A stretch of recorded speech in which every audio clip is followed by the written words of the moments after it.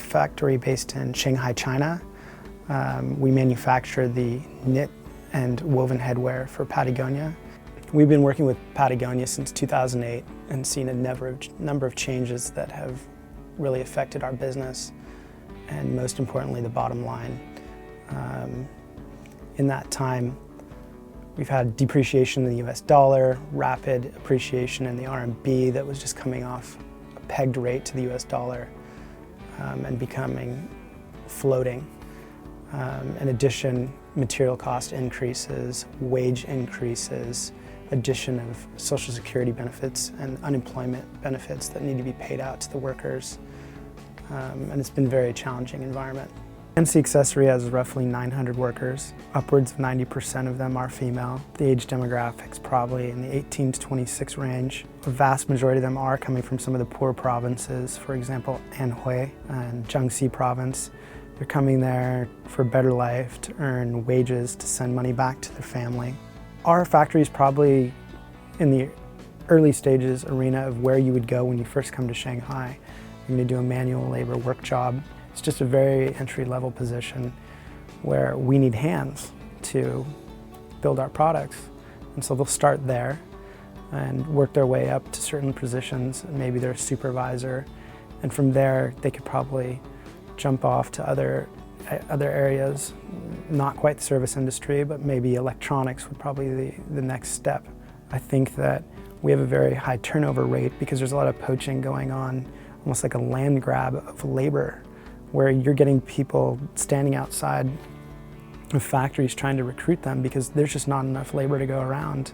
That's been very challenging in trying to manage your supply chain from a production standpoint, because if people are being taken out of their area and they've been trained up for several months and then all of a sudden you lose part of your sewing line that's sewing the crown and the visor, you got to retrain someone to sew that in there and your productivity goes down. So it's been challenging in managing our processes.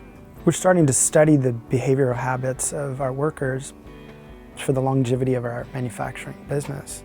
We want to see what drives them. Is it the money? Is it the living situation? Is it the drive to have your family? Where geographically in China that might be. And what we're finding is there's been specific areas and specific provinces that we're seeing a large congregation of ex-employees of ours that are going back there to be with their family. Family is very, very important in Chinese culture. And those are some of the challenges we've faced in regards to labor migration. We are seeing more companies building their manufacturing facilities in hometowns of their workers.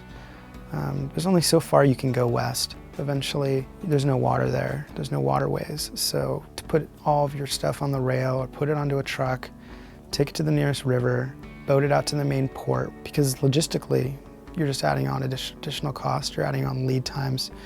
And with people wanting to manage their cash flow, they want to get as close to just-in-time inventory as possible, where they can order it, turn it quick, have it on the shelf.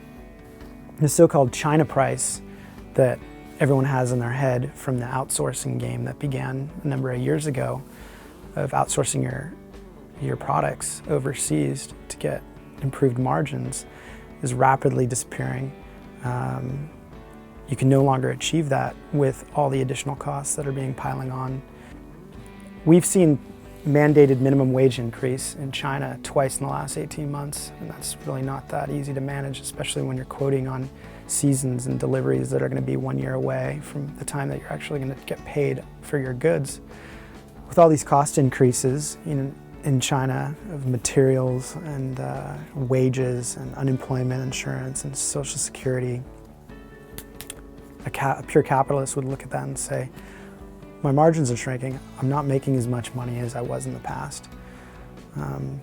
Looking at it from a social standpoint, the silver lining in that statement is you're actually helping someone, become more mature in their life and their living standard. We have a certain living standard that we want to live in this country. Why shouldn't they afford the same kind of luxuries that we have here?